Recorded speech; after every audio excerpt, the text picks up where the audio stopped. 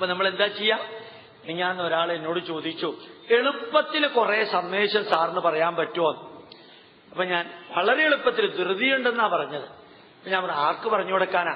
ഇന്ന് ക്ലാസ്സിലെടുക്കുമ്പോ പിള്ളേരോട് പറയാനാ. അപ്പൊ പെട്ടെന്ന് വേണം, ക്യാപ്സ്യൂള് മാതിരി വേണം. ഞാൻ പറഞ്ഞു കുറച്ച് സന്ദേശം പറയാം, പിന്നെ നിങ്ങൾ ഉണ്ടാക്കിക്കോളുക. ശരി സാർ. അപ്പൊ ഞാൻ പറഞ്ഞു, ആദ്യം പറഞ്ഞത് കുറയ്ക്കുന്ന ടീച്ചറെ കടിക്കില്ല, ഉപ്പ് തിന്നുന്നവൻ പ്രസിഡന്റ് ആയാലും വെള്ളം കുടിക്കും, അടി തെറ്റിയാൽ ചെയർമാനും താഴെ വീഴും, മിന്നുന്ന കമ്മിറ്റി അംഗങ്ങളെല്ലാം പൊന്നല്ല. ഇങ്ങനെ കുറേ പറഞ്ഞു കൊടുത്തു.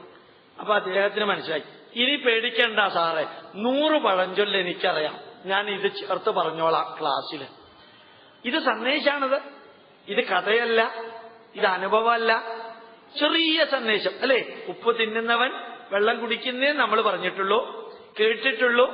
അതിനിടയ്ക്ക് ഒരു പേരും കൂടി ചേർത്ത്. ഉപ്പ് തിന്നുന്നവൻ പ്രിൻസിപ്പാളായാലും വെള്ളം കുടിക്കും, അടി തെറ്റിയാൽ ചെയർമാൻ ആണെങ്കിലും വീഴും. വളരെ സിമ്പിളായിട്ടുള്ള കാര്യം, ഉപദേശങ്ങളാ. ഇങ്ങനെ നമുക്ക് നമ്മുടെ മനസ്സിലേക്കും നമ്മുടെ മക്കളുടെ മനസ്സിലേക്കും കൊടുക്കാൻ സാധിക്കുമ്പോഴാണ് ഈ സന്ദേശങ്ങള് പ്രയോജനപ്പെടുക, അനുഭവങ്ങള്, കഥകൾ പ്രയോജനപ്പെടുക. അപ്പൊ ഈ സന്ദേശങ്ങൾ മാത്രമായിട്ട് നൽകിയിരിക്കുന്നത് എവിടെയാ? വൈദിക ഗ്രന്ഥത്തില്. നിർഭാഗ്യവശാൽ ഭാരതത്തിലെ വൈദിക ഗ്രന്ഥങ്ങൾ എന്താണെന്ന് നമുക്ക് അറിഞ്ഞൂടാ. നമ്മൾ കേട്ടിട്ടുമില്ല, നമ്മൾ അറിഞ്ഞിട്ടുമില്ല. നമ്മളെല്ലാവരും ഒരു കാര്യം ധരിച്ചു. എന്താ? വേദം എന്ന് പറഞ്ഞാൽ ബ്രാഹ്മണർക്ക് മാത്രമുള്ളതാണ്. അത് വെരിഫൈ ചെയ്യാൻ പോലും നമ്മൾ തയ്യാറായില്ല. വേദം എന്താണെന്ന് അന്വേഷിക്കുക പോലും ചെയ്യാതെ താൻ വേദം കേട്ടിട്ടുണ്ടോ എന്നൊരു ചോദ്യം ആരോടെങ്കിലും ചോദിച്ചാൽ അയാൾ ഉടനെ ഉത്തരം പറയും, ഞാൻ ബ്രാഹ്മണനല്ല, പിന്നെങ്ങനെയാ ഞാൻ കേൾക്കാം? ഇപ്പൊ ബ്രാഹ്മണർക്ക് കേൾക്കരുതെന്ന്, ബ്രാഹ്മണരല്ലാത്തവർക്ക് കേൾക്കരുതെന്ന് എവിടെയാ പറഞ്ഞിരിക്കുന്നത്? എനിക്കറിഞ്ഞൂടാ. കേൾക്കരുതെന്ന് മാത്രം എനിക്കറിയാം. അത് ആരാ നിങ്ങളോട് പറഞ്ഞിരിക്കുന്നത്? അതും എനിക്കറിഞ്ഞൂടാ. പണ്ട് അച്ഛന്റെ അച്ഛൻ പറയുന്നത് കേട്ടിട്ടുണ്ട്, നമ്മൾ നായന്മാരാണ്, നായര് ശൂദ്രരാണ്, വേദം കേൾക്കരുത്. അച്ഛന്റെ അച്ഛൻ പറഞ്ഞത് ശരിയാണോ എന്ന് നിങ്ങൾ പരിശോധിച്ചിട്ടുണ്ടോ? അതൊന്നും പരിശോധിക്കാറില്ല. അച്ഛന്റെ അച്ഛൻ പറഞ്ഞ ബാക്കിയെല്ലാം ജീവിതത്തിൽ പകർത്തിയിട്ടുണ്ടോ? അതില്ല. ഇത് മാത്രം പകർത്തിയിട്ടുണ്ട്. മുത്തച്ഛൻ പറഞ്ഞത് എല്ലാം പകർത്തിയിട്ടില്ല, ഇത് മാത്രം പകർത്തിയിട്ടുണ്ട്. അത് പോട്ടെ. മഹാഭാരതം വായിച്ചിട്ടുണ്ടോ? ഇല്ല. എന്താ കാരണം? അത് വീട്ടിൽ വെക്കരുതെന്ന് അമ്മ പറഞ്ഞിട്ടുണ്ട്. അതെന്താ വീട്ടിൽ വെക്കരുതെന്ന്? വീട്ടിൽ യുദ്ധം ഉണ്ടാവും, അത് കാരണം വെക്കരുത്. അപ്പൊ ഇപ്പൊ വീട്ടിൽ എന്താ ഉള്ളത്?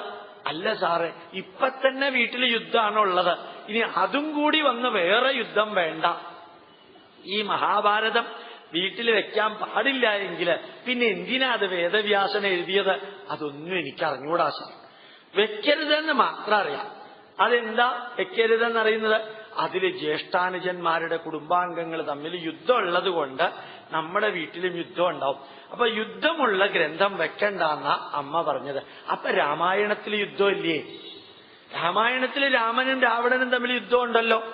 സാറ് പറഞ്ഞത് ശരിയാ, ഇത്രയും കാലം ഓർത്തില്ല. അപ്പൊ രാമായണവും വെക്കരുതല്ലേ? മനസ്സ് ഇപ്പൊ അറിഞ്ഞത് വളരെ നന്നായി. ഞാനപ്പോ ഭഗവത്ഗീതയിൽ മാത്രം ഒതുങ്ങാം. അപ്പൊ ഭഗവത്ഗീതയിൽ യുദ്ധം ഇല്ലേ? തസ്മാദുത്തിഷ്ഠ കൗന്ദേയ യുദ്ധായ കൃതനിശ്ചയ. യുദ്ധം ചെയ്യാനാണ് കൃഷ്ണൻ അർജുനനോട് പറഞ്ഞത്. അപ്പൊ ഭഗവത്ഗീതയും വെക്കാൻ പാടില്ല അല്ലേ? വൈകിട്ടാണെങ്കിലും അറിഞ്ഞതിൽ സന്തോഷമുണ്ട് സാറേ എന്നാ പറയാ. അതായത് നമ്മുടെ ബുദ്ധിയും നമ്മുടെ യുക്തിയും നമ്മുടെ ചിന്തകളും ആരോ എപ്പോഴോ എവിടെ വെച്ചോ എങ്ങനെയോ പറഞ്ഞതിന് പണയപ്പെടുത്തരുത്. പണയപ്പെടുത്തിയിരിക്കുകയാണെന്ന് ഞാൻ പറയണില്ല, പണയപ്പെടുത്തരുത്. റാഷണൽ, ലോജിക്കൽ ആൻഡ് സയന്റിഫിക്, ബുദ്ധിക്കും യുക്തിക്കും ശാസ്ത്രത്തിനും നിരക്കാത്തത് എന്റെ മുമ്പിലുള്ളവരെ സ്വീകരിക്കരുത്. ബുദ്ധിക്കും യുക്തിക്കും ശാസ്ത്രത്തിനും നിരക്കാത്തത് എന്റെ മുമ്പിലുള്ളവരെ സ്വീകരിക്കരുത്. വേദത്തിൽ പറഞ്ഞിരിക്കുന്നു, ആശിക്ഷായൈ പ്രശ്നിനം ഉപശിക്ഷായൈ ഉപപ്രശ്നിനം ഒന്നും ചോദ്യം ചെയ്യാതെ സ്വീകരിക്കരുത്. നിരന്തരം ചോദ്യം ചെയ്യാം. MBA സിലബസിലുള്ളവർക്ക്, MBA പഠിച്ചവരോ പഠിക്കുന്നവരോ ഇവിടെ ഉണ്ടാവും. അതിനകത്തൊരു വാക്കുണ്ട്, കെയ്സൺ, KAIZEN, കെയ്സൺ. കെയ്സൺ എന്ന് പറഞ്ഞാൽ എന്താ? You have to question everything in the world. Human മൈൻഡിനെ കുറിച്ച് എങ്ങനെ മാനേജ്മെന്റിലേക്ക് എത്തിക്കാമെന്ന് ജപ്പാൻകാര് കണ്ടുപിടിച്ച പല ടെക്നിക്കുകളും എല്ലാം ചേർത്ത് മനുഷ്യന്റെ മനസ്സുമായി ബന്ധപ്പെടുത്തി മാനേജ്മെന്റ് സ്ട്രീം ലൈൻ ചെയ്യുന്നതിന് ഉപയോഗിക്കുന്ന വാക്കാണ് കെയ്സൺ. അതിൽ പറയുന്നു, you question everything, don't accept everything just like that. Don't accept it.